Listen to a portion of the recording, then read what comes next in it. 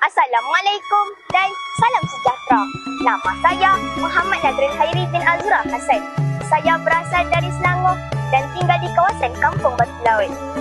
Hari ini saya ingin berkongsi keunikan tempat tinggal saya dan kawasan sekitarnya yang penuh dengan budaya, makanan tradisional dan keindahan alam. Salah satu tarikat utama di sini ialah Pantai Batu Laut. Pantai ini terkenal dengan suasananya yang tenang, angin laut yang nyaman dan pemandangan matahari terbenam yang sangat indah. Ramai pengunjung datang ke sini untuk bersantai dan menikmati keindahan alam semula jadi.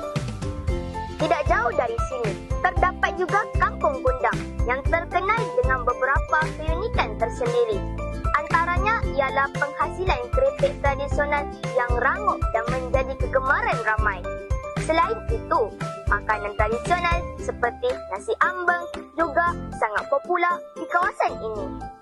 Di sini juga terdapat minuman tempatan yang dikenali sebagai kopi 3K yang menjadi kebanggaan masyarakat setempat.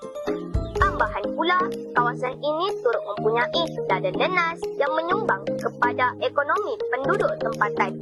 Terdapat komuniti Melayu, orang asli, India dan Cina yang hidup bersama dalam suasana harmoni. Bagi saya, tempat seperti Batu Laut dan kawasan sekitarnya membuktikan bahawa keunikan Malaysia boleh ditemui walaupun di sebuah kampung kecil. Saya bangga menjadi rakyat Malaysia. Malaysia di hati saya. Terima kasih.